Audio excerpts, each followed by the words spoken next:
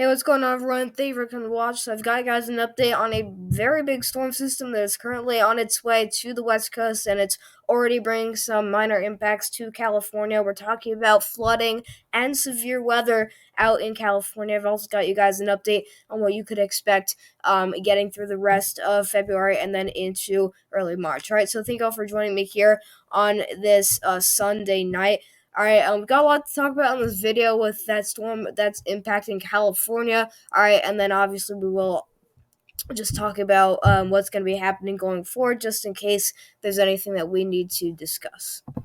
So starting out here, we're taking a look at your current radar. You can see we've got two things going on right now. One will start out here in the West Coast. All right, you've got your big storm that's bringing a lot of heavy rainfall and some thunderstorms out into California. We do actually have, I believe, a moderate risk for excessive rainfall in that area, so we're really going to be talking about that. All right, we've also got a little bit of a lake effect snow event going on here in the Northeast. This is for the interior Northeast. A lot of lake effect snow, but also a little bit of lake effect rain that we're seeing there. Look at this little band of rainfall right there. That is pretty interesting to see. All right, that's probably going to be moving through areas just to the south or areas around the Watertown area, all right? So definitely very interesting to see that, but a few bands of isolated heavy snow out there across portions of Lake Erie, all right, Lake Ontario, all right, but yeah, we may even see some light flurries to moderate snowfall out into portions of northern Pennsylvania tonight. All right, other than that, you don't have much going on. Some storms have been really just impacting Florida very frequently lately, but we still have some of that rainfall moving through the state. You can see that really the Florida Keys getting the worst of it right now.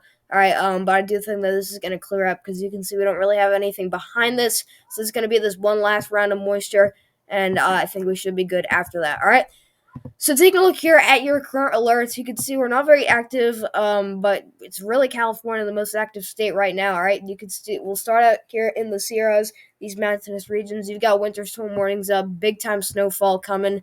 All right, probably feet of snow. I think obviously some people might out here, the storm might have enough moisture that a lot of people out here may in the Sierras may actually end up with up to 5 feet of snow. I know it's crazy, but when you have elevation like that, it can snow like insanely, just a lot. All right. And I really do think that just with the amount of moisture that's packed into the system, I really do think that it's possible that we're going to see that much snow and just those kind of totals come out of the of that region. Those are only for those upper elevations. If you're on the lower level elevations of California and like this, near like the city kind of areas, like in the suburbs of a city, all right, you're good. You're not going to see any snowfall. All right. But look at this. In this tan shade, this is that brown shade, we have wind advisories. It's going to be very, very windy out here. We actually have we have high wind warnings out for some areas on the coastline. That's very interesting to see there. But I do think, though, that wind is going to be a pretty fair concern here with this storm. And I do think that we're going to get some pretty widespread power outages. I think we may even be talking about up to 50,000, maybe 100,000 people without power at most. But this is one of those very impactful atmospheric rivers that's currently impacting the state. All right, you can even see down here near Los Angeles, we have flood watches in effect. All right, and you've got what is this? Winter weather advisories actually just to the north and east of the San Diego area. So look at that, very interesting to see. All right, but we're gonna be more in depth with that in just a moment. And then these wind advisories also stretch into portions of Nevada. All right, so keep in mind that even if you're not directly impacted by the storm, you're still probably going to feel those big time impacts. All right, especially if you're right around where the heart of that storm is going to be passing through. All right, you can actually see up there in the up in the Northeast, we do have lake effect snow warnings. All right, way up here near Watertown. So there it is. We saw the lake effect snow on the radar. Well, you got lake effect snow warnings for I believe 4 counties. That's 3 or 4 counties into well upstate New York. All right, nothing that everyone else has to deal with. And that's going to be pretty much it. So moving on, we're taking a look here at the current NAM 3 kilometer model. This is our OZ run that came out just because we're a little bit closer to the midnight time frame. But this is what we got going on as of 8 p.m. today, which was about 3 hours ago. All right, from the time that I'm filming this video. All right, you had a lot of thunderstorms and just a lot of rainfall that's moving onshore, and we saw that on the radar. Get rid of this off your screen here. All right, but this is what we're talking about, and there's a big um moisture feed that's coming up from the Pacific. This storm is just really just taking a lot of moisture as it moves onshore, and actually I do think that once as this low continues to get a little bit closer to the coastline, I think it's going to continue to strengthen here. And so you can see it's bringing actually some cold air in with the cold air, this this oh gosh, this cold front. It's going to be pushing the storm off to the east. All right, and so we're actually going to see a lot of that cold air start to influence some of this precipitation, especially for those upper elevations. So that's how that snowfall is going to really just get started. So this is midnight tonight. You're gonna have it's gonna be raining very very heavily out there in Northern California. It's raining like crazy. All right, no snow yet, but it's still these tiny pockets, these tiny thunderstorms here. Some of these are thunderstorms, and this is when even you have a shot for severe thunderstorms, which is a possibility, and it's a pretty big concern for what I've seen on the models, which we'll really go in depth with in just a little bit. But these are isolated thunderstorms and some very small pockets of very heavy rainfall that are just going to be moving onshore, and it's almost like bands of a hurricane. You know how when you get a strong hurricane, those outer bands are basically groups of thunderstorms that are rotating around the center of the storm. That's kind of what we have, except they're not rotating around the center of the storm. They're just tiny, you know, they're tiny pockets of rainfall and thunderstorms in this case. All right, but let's take this out a little bit farther. This is 3 in the morning. This would be Eastern time, so for you guys, this would be midnight. All right, because I believe this is in Eastern time, but this would be right around midnight, so middle of the night, and this is when things just really get going here, and this is really pushing a lot of moisture and rainfall into the state, and we have snow and rainfall all the way up here into southern Oregon, and so that's interesting to see how we're seeing a pretty big area become impacted by the storm, and here you go. I mean, you're starting to see some of that snow in the Sierras, but these are thunderstorms right here. These are definitely thunderstorms that are starting to move onshore. This is impacting areas just to the north of San Diego, Los Angeles areas right like midway through the California coastline. So in the central California coast, if you want to put it that way. That's where I'm worried about the first initial thunderstorms, but you may think that that's the first round of it. Well, no, you're wrong, because this is 6 in the morning in Eastern time, I believe. So this would be about 3 in the morning. All right, and this is when this storm is really just going to start unloading massive amounts of snowfall on the Sierras here. These pinks, I mean, these are snowfall rates of like 3 to 4 inches per hour. I mean, they're luckily that there's pretty much nobody living out there because nobody can really handle that.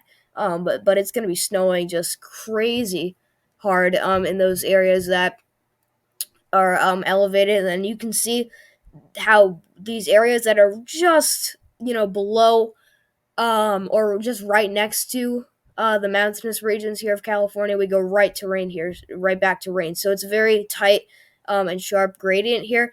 But you can see we've got very heavy snow, very heavy rain, and then on the coastline, we're going to just get rounds of very extremely heavy rainfall and thunderstorms. And then let's take this out to the morning here. So when people are waking up, this low still it's almost kind of stalling out, and it's just kind of, you can see it's not really moving anywhere. And I don't know what's up with that.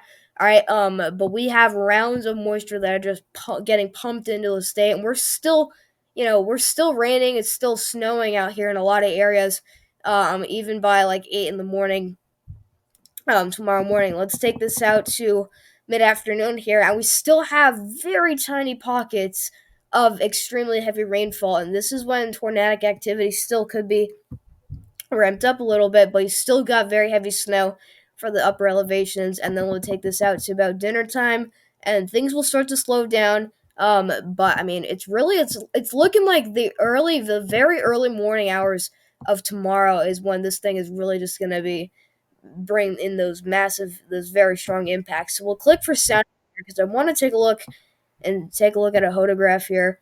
All right. Yeah, so you can see, when you look at a photograph, it's very confusing.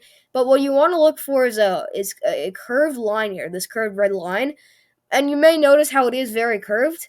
All right, so that's a sign that there's rotation. But the rotation, notice how it's way up here in the upper levels of the atmosphere. We want it down here. We want rotation that's lowering to the ground. Because remember, for a tornado, obviously we don't want tornadoes. So but the reason why I'm saying is that we want that is basically as if we're talking about a tornado. If you're looking for the ingredients of a tornado, you want this photograph to be curved, but you want it to be down here in the lower levels of the sky or the atmosphere. All right. But because it's way up here, that means that it's not lowering enough and it's not getting to the ground. So that's basically why that the tornado threat isn't extremely high, but there's still definitely an existing threat for tornadoes because there's rotation ongoing here. So not a terrible photograph, but definitely not something that's too concerning as of right now. All right. And you could see that even we'll take this out to here it is, about 7 in the morning, and we'll click for Sunday again. So we'll wait for another photograph. All right, and you can actually see that we're getting a little bit closer to the ground here. So I mean, I think there's definitely a chance for a few isolated tornadoes in this area. But you can see this. I mean, this photograph looks much better than what we saw, um, just about a minute ago. But you can see that we're seeing rotation much lower to the ground here, and that's a better sign for a tornado. All right, to happen, and then if any tornado is possible in like the late morning, this is not no. All right, so it really does look like the early morning hours of tomorrow is when we're gonna see the strongest point of the storm. We're gonna see severe thunderstorms. We're gonna see extremely heavy rainfall, extremely heavy snowfall, and that tornado potential will probably be existent. Probably, but I would say between 6 and 8 a.m.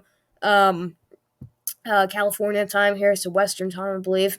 All right, and remember these times are in Eastern time. So what you do is you'll subtract 3 hours from the time that you see here if you're looking for Western time. All right.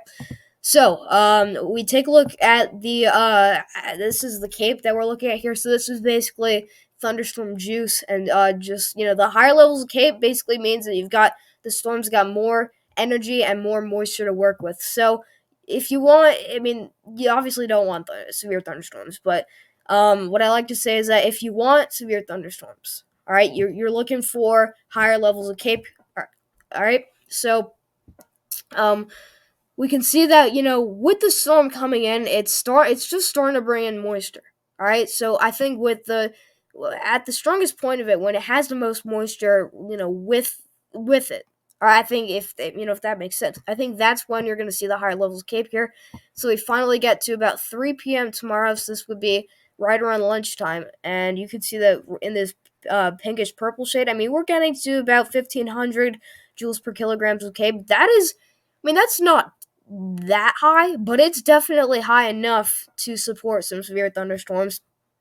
All right, and we see where that's setting up, and you can actually see it's up in north central California, which is interesting because I think we clicked for sounding down here, which was just to the west of the Sierras. Well, this is actually focused a little bit higher up to the north and west. So it's interesting to see that, but we really don't see such a long time with with that instability and just that moisture and energy to work with. So really, about from midnight tonight to like 3 in the or sorry, oh gosh, I'm all over the place today. From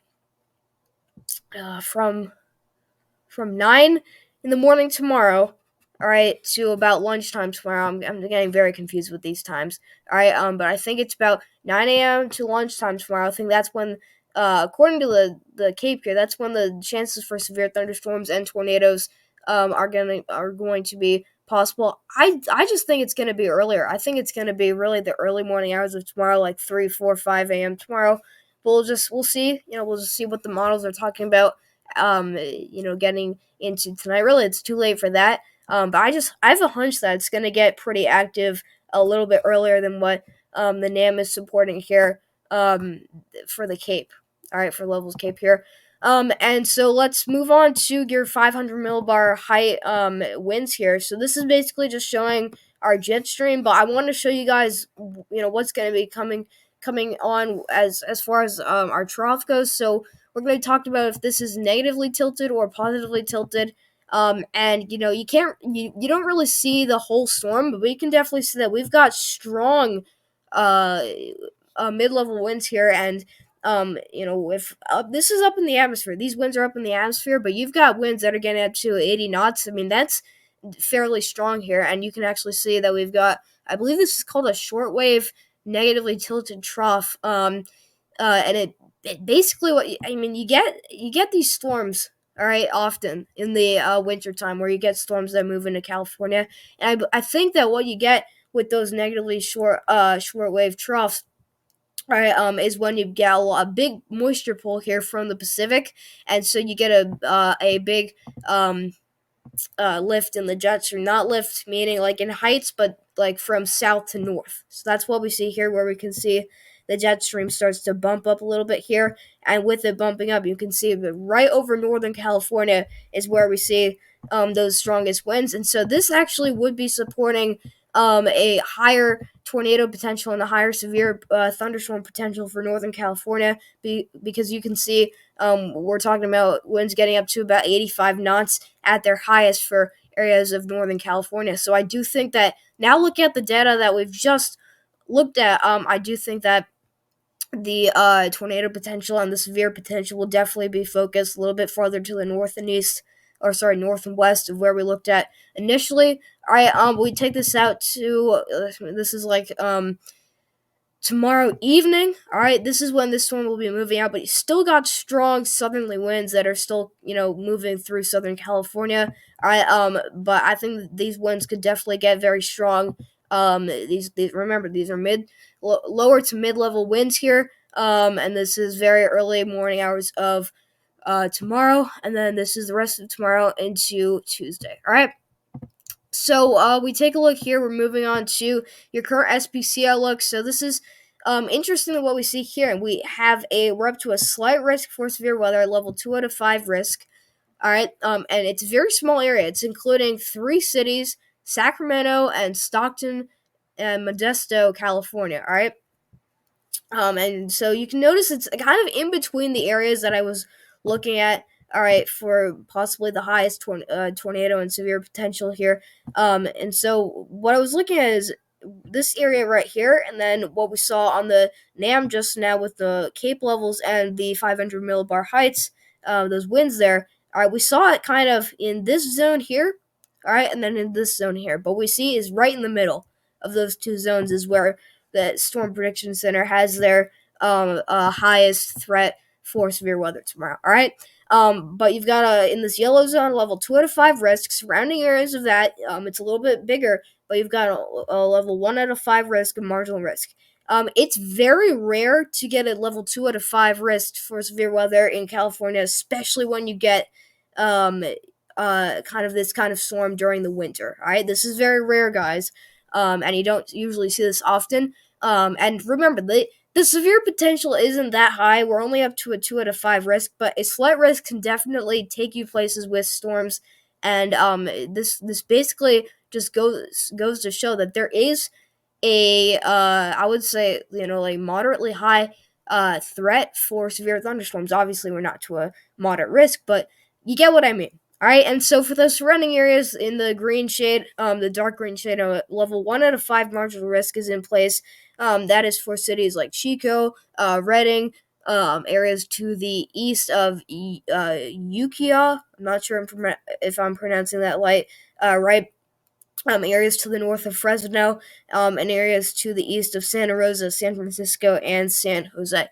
All right, and so moving on from that, you can see that we're looking at the tornado threat here. This is our tornado outlook. Same areas with slight risk. You got a 5 to 9% risk. Now that's what we would consider a slightly elevated tornado threat. Now, if this were upgraded to a 10 to 14% risk, that's when we start talking about a possible tornado, a significant tornado event or tornado outbreak. But this, I do think, is what's really concerning me, just overall. Because the fact that the Storm Prediction Center guys, these are the experts, the fact that they are actually elevating that tornado threat, at least slightly. All right, just catches my eye here. So, but that is going up for that same area of the slight risk for Sacramento, Stockton, and Modesto, California. Surrounding areas, Redding, Chico, areas to the east of Ukiah, and areas to the north of Fresno are all in that 2 to 4% tornado threat in that green shade, and also areas to the east of Santa Rosa, San Francisco, and San Jose. All right. And so now we move on to the kind of the flooding threat with this system. All right. So we're gonna start out taking a look at your rainfall totals. All right, here it is for areas just to the west of the Sierras. We're talking about really 4 to 6 inches of rainfall here. That's pretty crazy. But these tiny yellow shades you see here, right? That's where we could be talking about up to 10 inches of rainfall. So some very, uh, just concerning rainfall totals here. And there are some isolated spots out here where you could end up with just under a foot of rainfall. So this is going to lead to major flat flooding in some of these areas. But I'm most concerned down here. This is an area that's been hit so hard really all year round. Earlier this year where we had that atmospheric river, and then even last year we just had so many flash flooding events in this area. This is for areas just to the north and around the Los Angeles and San Diego area, just getting hit over and over again. But we're seeing a lot of yellow shades in here. I mean, look at that. Look at that. I mean, that's close to a foot of rainfall, guys, and that's just very concerning to see that. But a lot of isolated spots there that are getting above like 8 inches of rainfall. All right, and so you can see we'll move on to your excessive rainfall outlook, and you can see that we're up to a moderate risk for excessive rainfall. This is at least a 40% chance of excessive rainfall within 25 miles of a point. So you've got Lompoc, Santa Barbara, Santa Maria, and San Luis Obispo all in this red shade. That's that 40% moderate risk. Surrounding areas of that, you've got a very wide slight risk, which is at least a 15% chance of excessive rainfall here or flash flooding. This is going all the way up from Redding down through Chico, and then Sacramento, Stockton, Modesto, San Jose, San Francisco, Concord, Fairfield, Santa Rosa, and then even farther south, you got Fresno, and all the way down to Oxnard. And then even the surrounding areas of that, you've got a marginal risk, which is at least a level 5% chance for seeing excessive rainfall, and that is in this green shade. That's including areas just to the north of Los Angeles. That's including Carson City in Nevada, and just the surrounding areas of that slight risk. All right, so that was for today. Actually, this is for tomorrow. You have still another moderate risk, but luckily it's not as big. And by the way, the day one outlook, this is basically most of this, what's driving this is the rainfall that's coming in tonight. This is for tomorrow. You've got another moderate risk, but this is including areas a little bit further to the south, a little bit closer to Los Angeles. Some pretty popular areas here, Santa Barbara, areas just to the north of Oxnard here. All right. But yeah, I do think that some of these areas are going to experience some big time flash flooding. Ventura, California, out there, Thousand Oaks, Simi Valley, and areas just to the north and west of Santa Maria or Santa Monica. All right, but for that yellow area, that's slight risk, at least a level 15% chance of, at least a 15% chance of flash flooding or excessive rainfall. That's going really all the way up from Eureka, Redding, all the way down through Central and Southern California here. All right, that's including Los Angeles, Long Beach, Anaheim, Riverside, Santa Ana, and areas to the north and west of San Diego, San Luis Obispo. All right, so really all the way up and down the California coastline, and then inside this corridor of Central California. So really areas just to the west of the Sierras. I've been repeating that area a lot today. But that's where you have that's a different area that's under a 15% slight risk for flash flooding. And then in the green area, these are surrounding areas, you've got a marginal 5% risk for excessive rainfall. Day 3, all right, you've got another slight risk. We're not going to really go in depth with this, all right, but this is going really for all the coastal regions and then some of these interior regions as well. Los Angeles, Sacramento, both in that risk. All right, and then finally we'll look at the winds here because I did promise we'd look at the winds, I believe, earlier in the video. We have high wind warnings and wind advisories up for some people in California. All right, so we'll start out with our winds right now. All right, you can see that we've got moderately strong gusts right now. Right around San Jose, it looks like we got 30 to 40 mile per hour gusts right now. North of Chico, getting up to about 50 miles per hour. But you can see that these southerly winds are starting to come up, up the coastline here. And these are going to get stronger as we get into tonight. And you can really see just off the coast, these are very strong winds right here. Look at that 60 mile per hour winds. These are gusts, just so you know. But this is really right in the vicinity of the Sierras here. We're talking about 45 to 50 mile per hour gusts here. That's nothing too crazy, but that's definitely going to cause some isolated power outages. All right, but the NAM really is not picking up on these winds, not really showing me anything too crazy, so that's a good sign. All right, and luckily it doesn't look like we're gonna see too strong winds, but definitely 40 to 50 miles per hour at their max. And I'm not sure why that's causing the National Weather Service to issue those high wind warnings. And well, you can even see the GFS not even showing like 50 mile per hour gusts. We're talking about maxing out at 40 here on the GFS. Look at the HRRR. All right, HRRR. Yeah, I mean, for the Sierras, we see those stronger gusts, but even the HRRR, I mean, getting up to about 50 miles per hour at max, but still the HRRR not showing much. How about the Icon? I mean, the Icon's still showing very strong offshore winds, but nothing too crazy onshore. And we get some strong winds here. Look at that, up to 67 miles per hour north of Redding. All right, so definitely don't underestimate this event when it comes to wind. All right, we're going to see some trees down. We're going to see some power outages. It's just nothing that you guys haven't seen out here, and it's nothing that's going to be too crazy. Definitely 40 to 50 miles per hour is what's expected. All right, so for the last part of the update, we'll quickly look at Lotus GFS model here. We're going to basically be looking at what we could expect going forward into the rest of February and then into March. So there goes the first big system into California that tries to do something with some North Stream energy. And we've been watching the signal for a potential snowstorm in the Northeast, but that doesn't really seem to be such a huge threat anymore. But we're talking about some dips in the jet stream. All right, and I think that's definitely going to be the case for a few days. We're just going to have rounds of ridges that are going to form up here in the central United States, and we're going to see dips in the jet stream to follow. All right, so there comes a system. This is February 27th. All right, so this is like 9 days out. All right, and we've been watching. There's been a signal for a major storm system somewhere in the central United States in the last few days of February, and so tonight's run of the GFS gets us down to a 987 millibar low. This would probably bring in some very cold air, some strong winds, but you see some backside snow, pretty widespread there. But you can also see a lot of rainfall for the Ohio Valley. I think that's a potential severe weather event, believe it or not. All right, but this is just bringing too much warm air to really be called a snowstorm. All right, it's just bringing too much warm air, and we just see a lot of rainfall come out of that system. Hangs around a little bit, tries to do something as it kind of moves across the Great Lakes, but then we kind of get rid of that with nothing much happening.